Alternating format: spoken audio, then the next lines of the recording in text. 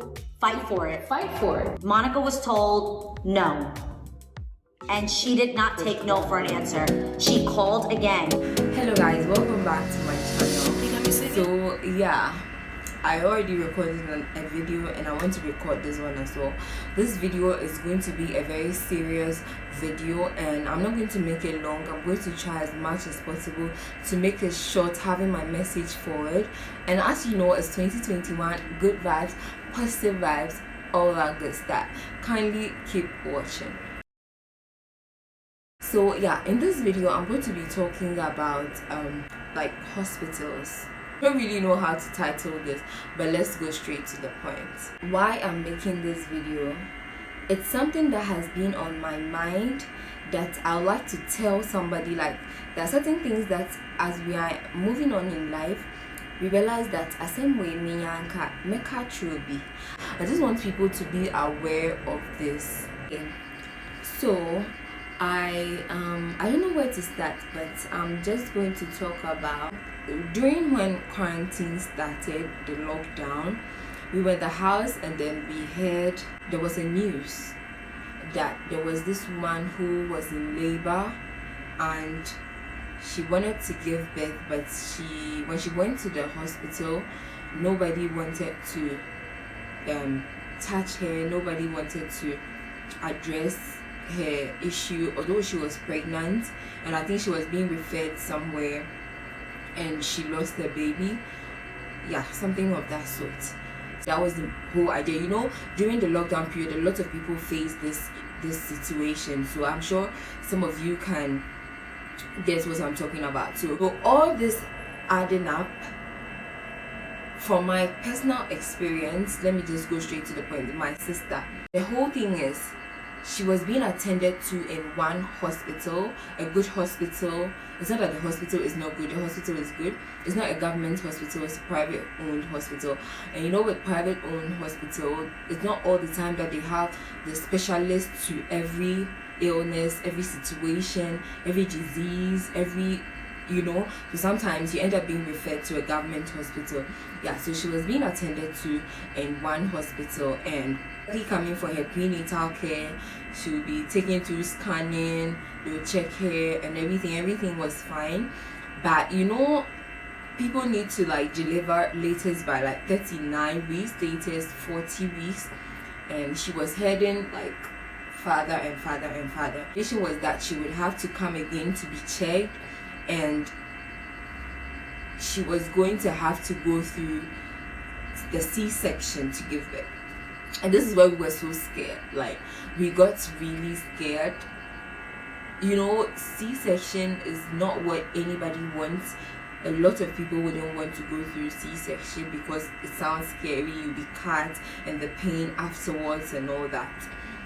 But coming to the whole focus of this video, wasn't our last resort. We decided that no, this shouldn't be the last decision, this shouldn't be the last option, this can't be the last option. So we have to go to another hospital, another government hospital, to test and see like what's up. Like, is it really a C-section the only option? And we went to another hospital around colaboration area, and on that day there was a doctor who attended to her, and they were, even that, it was like the time was late because it was a rush thing. Like, we had to go, and because the weeks were moving on and on, which at the end of the day becomes very unhealthy for the mother and the baby because the child is growing in the stomach. Yeah, so we had to go to the other hospital, and the doctor that they met initially, they weren't going to be attended. I'm saying they because I wasn't there. They weren't going to be attended to. They were told to come another time. And the thing is, sometimes when you go to the hospital, you know the situation that you are in, and the doctor only looks at you like this, like, this woman is healthy, she's strong, let her come tomorrow, let her come next week. But you, the individual, you know what is happening to you, you know. So this doctor was like, you should come another time. But my mom said no, like we need to try and get the attention, we need to try and be attended to. Then eventually they got a doctor who booked her and then said we should come on this day to start the processing and all that.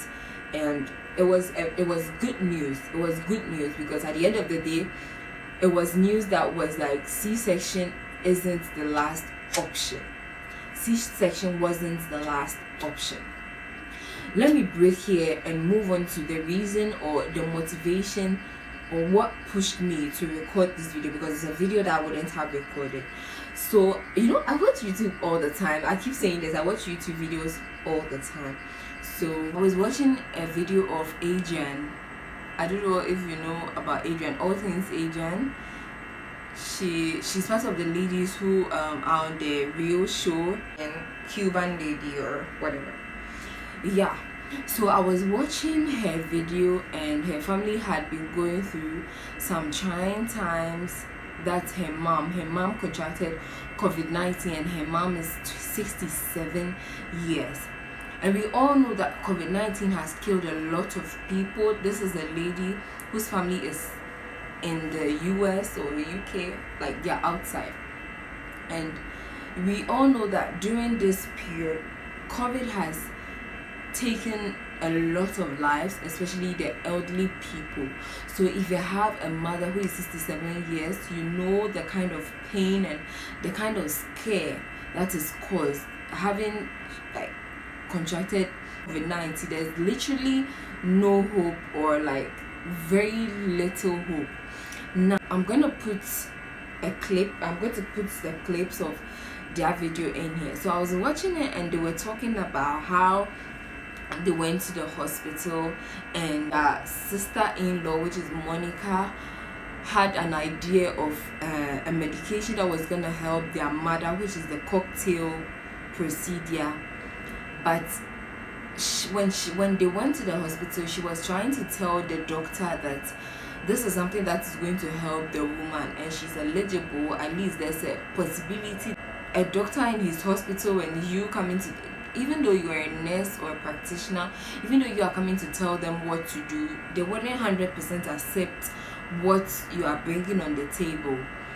But the whole thing is the persistence, knowing that you need to have this doctor listen to you, because if this doctor tells you that no, go, I can't do this, you know that no, there's another option.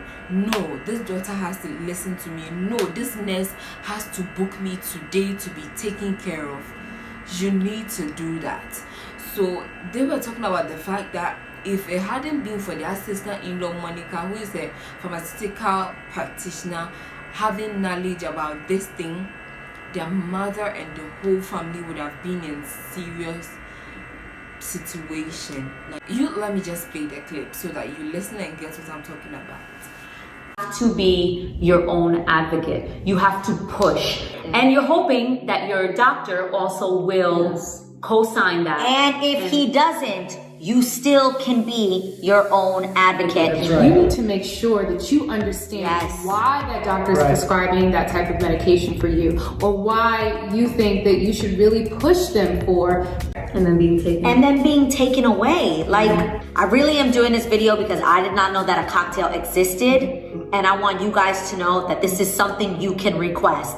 I didn't know it existed. I didn't know what it does, and from our experience, we believe that this cocktail saved my mother's life. 100%. Thank God the news is actually spreading around now and people are becoming more and more aware versus what we were experiencing, which was just a wall. And we thank God for this one because she knew. It's really important. Hit that link in the description.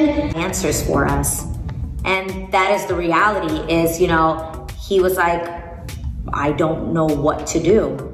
So in that case, as wild as it sounds, Monica was like, I do.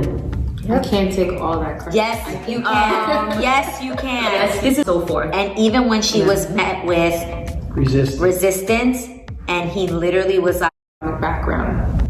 It doesn't matter. Your life matters. Yes, yes. So fight for it. Fight for it. Monica was told no. And she did not take no for an answer. She called again. She said, no, I know that this is what we want to do. This is what can save. I just can't help myself but to try to use that knowledge to help. Please. I wouldn't be sitting here. Find you a Monica. Let me just say that right now. So as you could hear them say, if it wasn't for Monica, the doctor would just tell you to like go and come, or sometimes I feel like sometimes maybe because of the pressure on them or something, because if you're a doctor, I don't see how you can just look at a patient's face and just put them off, like tell them to go, or that sort of thing. So I just want to give them the benefit of the doubt that sometimes it's because of the load of work they have on them. That's why like they do some of these things. When I watch their video, I'm like, no, people really need to know this, that if you go to a hospital or a clinic and you know what is happening within you, you know that there's a fire burning inside you, you are dying, like you need to be taken care of, you need to be admitted immediately. Let them know, like if the doctor tells you to go, don't go.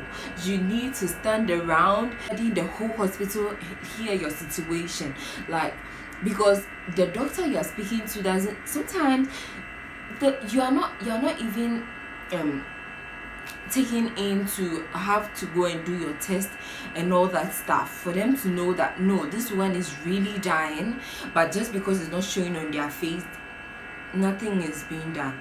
So I just want people to understand that you have to be persistent, you have to like have the hope, you have to voice out, you have to let the doctor understand that they need to attend to you. I don't know if I'm communicating to somebody, but I will give you a call back in a couple of hours. And what did you say to that? Who are you going to delegate this conversation to? Is it your nurse? Is it your physician's assistant? Is it your secretary? When he heard that question being asked to him, he said, okay, let's have a conversation. We need to empower ourselves, and we need to know that we are worth the time of the doctor. We are worthy of understanding, of explanations, of attention from the system. Regardless of your education, regardless of your socioeconomic background, it doesn't matter.